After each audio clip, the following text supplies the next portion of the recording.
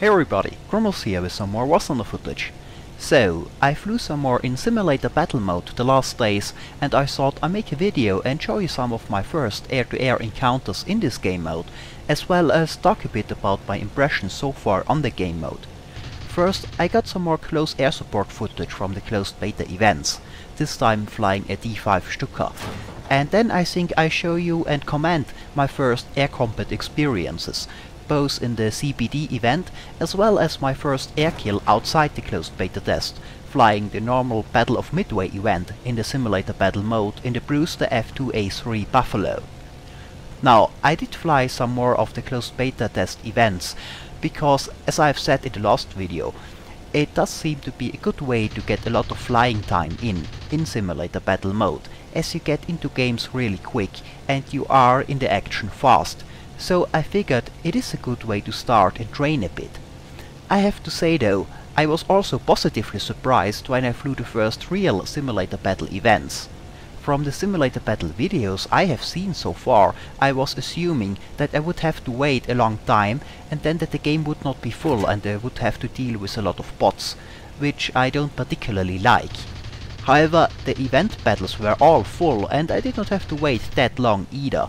Sure, 2 to 5 minutes maybe, but considering that it is simulator mode and that the battles usually take longer too, I don't see that as a big deal. Now, I don't know how it is with the normal queue, but honestly I see no problem with focusing on event battles if they are full.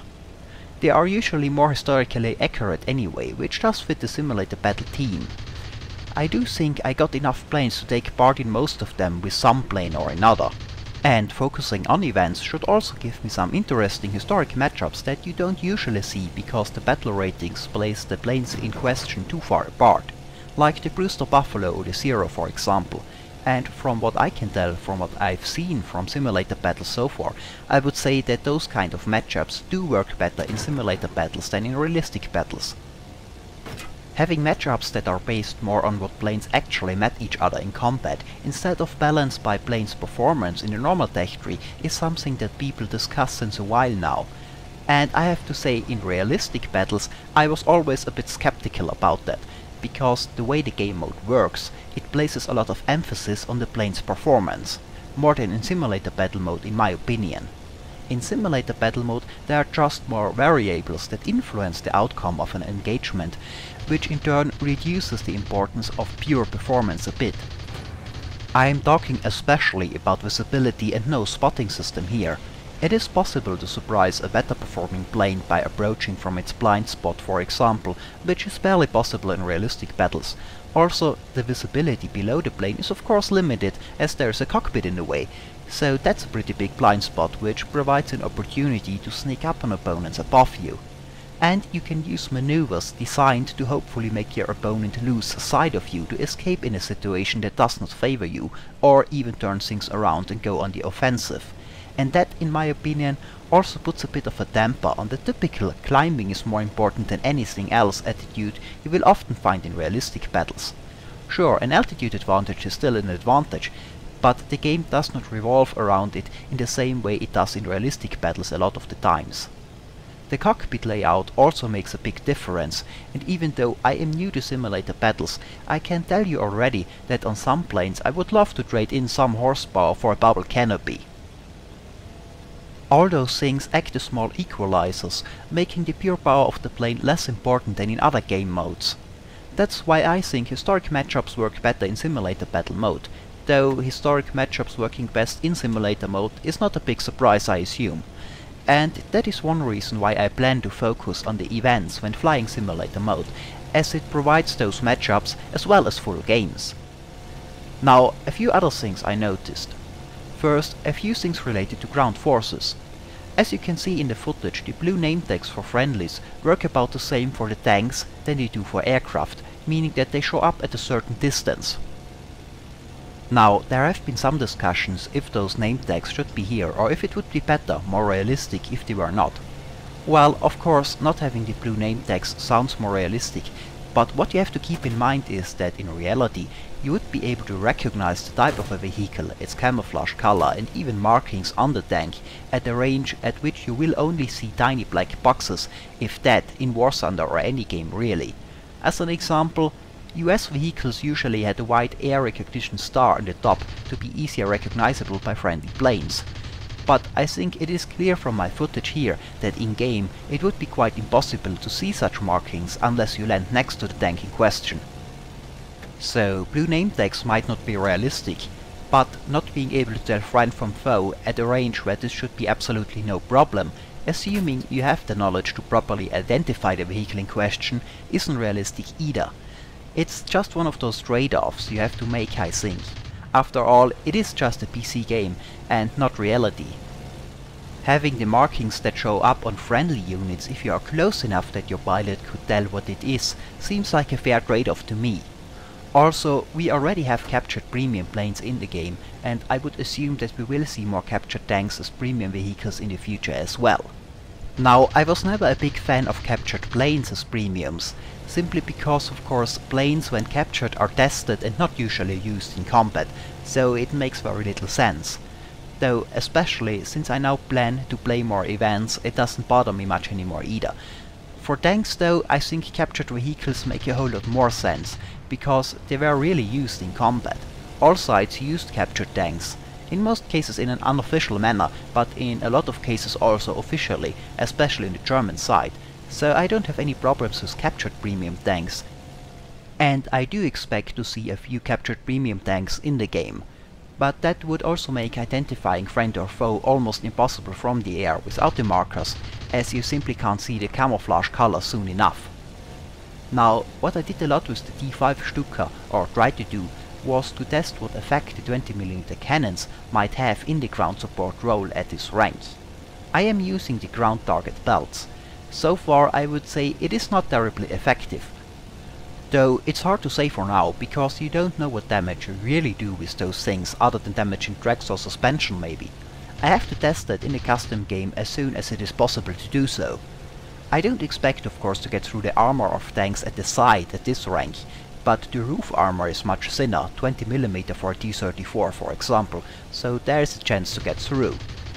It's somewhat difficult to attack from a high enough angle to do that properly though, because the tanks actually don't render that far at the moment, so you have to be pretty low to see them and you often have little time to adjust your shots. Now, I don't know if that is done because of performance or balancing reasons, but I think that it is something that should be addressed, at least in simulator mode. Having a low detail model that is basically nothing but a tiny grey box for long range, I think would not require that much power. Anyway, at the moment I think you're better off just flying back and getting new bombs, instead of trying to strafe with cannons. At least until there are more open-top vehicles in the game. And on a map like Kursk, there are of course enough AI targets like anti-tank guns you can kill with the guns.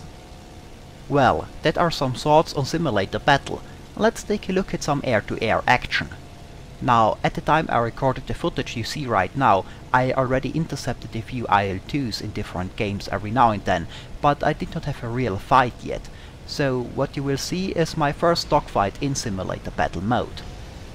I did get an IL-2 at the beginning of the round, but so far I did not see any other planes, and since you very rarely run into more than one in the tank events, I assumed there would not be another one, and I really did not bother much actually looking for air threats. However, as I came around for the second bomb run on the KV-1, I can hear a plane passing by me, and I know there are no friendlies around, so it has to be enemy. I hope it's another IL-2 which I can deal with easily, and since I want to get rid of the bomb anyway before that, I continue my attack on the KV-1 and look for the plane after that. The plane is already coming in for an attack, and to my dismay it's a Ju-87 fighter, not an IL-2. Hard to beat for a Stuka if the Yak is flown properly, and this one is. And I am at low altitude and energy. I used the good maneuverability of the Stuka to turn after him and hope to get a shot at him, but he is too fast and out of my range before I can get my sights on him. The Yak turns around and then passes above me and turns to my left, and I too turn to the right, a relatively slow one to conserve energy as I expect him to keep going and gain some distance and maybe go vertical after that. but instead he turned back and is coming in from the side in another attack run. So I press down the nose and pull into him to throw off his aim, and then I want to come around in a high yo-yo turn. However, as I look at him, I misjudge the angle I go up at, and my speed gets too low and I threaten to stall. So I have to press the nose down again to accelerate before I stall, and as I do that I lose sight on the yak. A bad situation. I don't know where he is, and he uses that opportunity for another attack, and this time gets a hit, and I still have trouble locating him. My plane is too slow to outrun him, so I turn while looking for him. First going up in a high yo-yo style turn, followed by putting the nose down to regain some speed, but by now the Stuka is too slow to really maneuver well. The Yak-7 does get another hit in, but after that I can see him again. He is over the sea and just turning around for another attack. I turn towards him. My plan is to wait for him to be close enough and then initiate a sharp high yo-yo turn to the right before he passes me, hoping that I am half turned around by the time he passes below me. Sadly, he gets yet another hit in my wing as I do that, and my plane does not handle well anymore. However, otherwise the plan worked. He is turning around in front of my guns, and this is the opportunity I was hoping for, the only chance I will get to turn this fight around. And I missed the deflection shot. I missed my chance, and now my plane is too damaged to pull out in time, and I go in. Well, always a pity to throw away such a chance, but it happens. Deflection shooting is of course something different in simulator battles than it was in realistic battles, as you often don't see your target, your aircraft's nose is in the way. Certainly something I need to train some more. But anyway, that was my first ever dogfight in simulator battle mode, and I think the clip, while not showing much impressive flying, I think shows off some elements of simulator battles nicely, like losing sight of the target, picking up an enemy by sound, or deflection shooting from the cockpit view.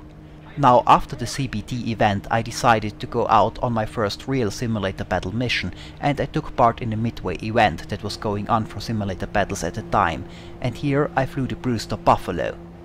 Let's take a look. I am just zoom climbing after losing sight of a plane below me, and I want to regain altitude to look for him from above, but suddenly I hear an engine sound, a zero, but I can't see him.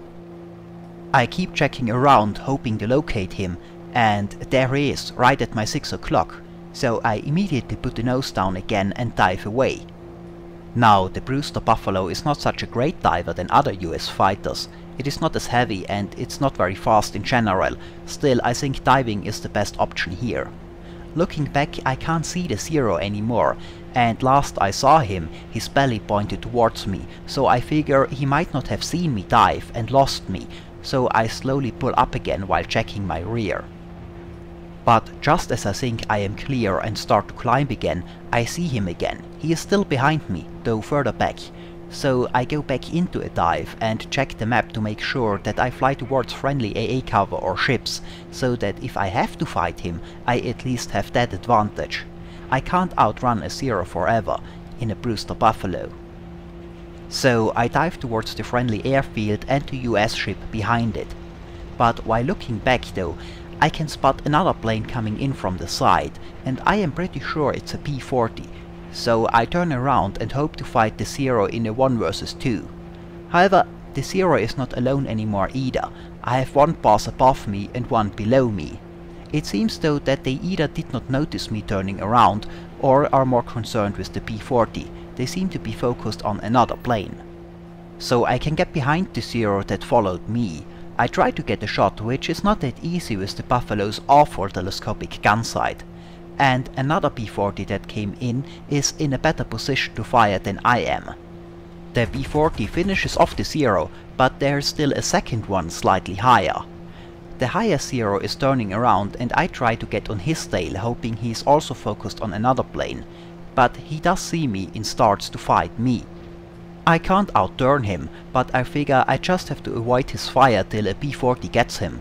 So I keep turning with him and try to do a few high yo-yo turns and just avoid his fire for now. And after a few almost head-on passes, a P-40 does come in. It seems he does not get the shot, but he gets the attention of the Zero, which is suddenly turning after the P-40 instead of coming for me, giving me the opportunity to get behind him.